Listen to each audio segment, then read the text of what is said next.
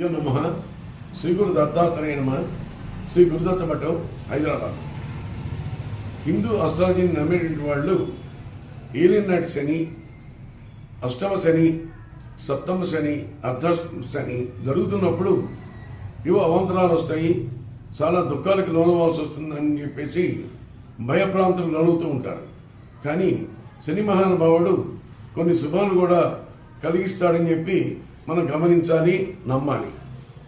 అలాగే ఇప్పుడు ఈ మేషరాశి వారికి, మీనరాశి వారికి, కుంభరాశి వారికి, తర్వాత సింహరాశి వారికి, ధనురాశి వారికి కూడా ఆ రాశిలో ఉన్నటువంటి వాళ్ళు వివాహాలు అయ్యేందుకు అవకాశం ఉన్నాయి. కాబట్టి తల్లిదండ్రులు శ్రద్ధ వహించి వధువులను కనుక అన్వేషిస్తే తప్పకుండా వాళ్ళ ప్రయత్నాలు సఫలీకృతం అయ్యేందుకు అవకాశం ఉంది.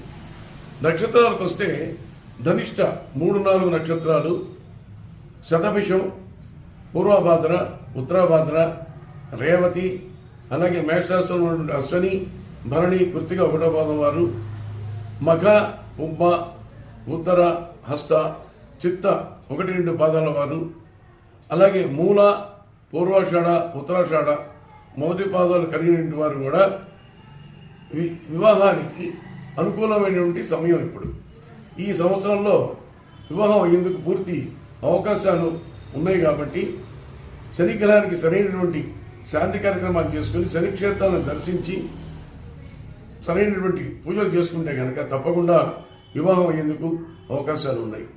ఈ అవకాశాన్ని వినియోగించవలసిందిగా ప్రార్థిస్తున్నాం.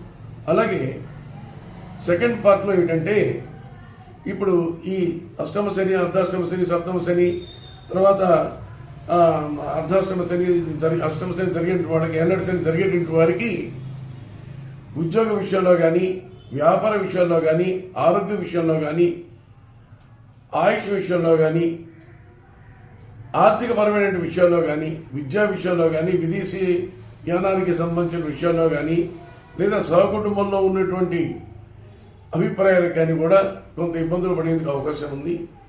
శనికి సంబంధించినటువంటి స్తోత్రాలు కనుక వాళ్ళు నిత్యం పఠిస్తూ, విష్ణు సహస్రనామము పఠిస్తూ, తర్వాత నమ్మకజమకాలతోటి, పంచసూక్తాలతోటి రుద్రాభిషేకాలు, మాన్యాసుతాభిషేకాలు కనుక చేసుకున్నట్టుంటే తప్పకుండా వాళ్ళు ఉపశమనం పొందగలరు, సుఖశాంతులు పొందగలరు.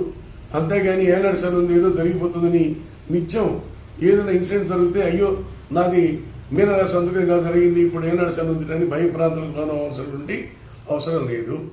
కాబట్టి ఈ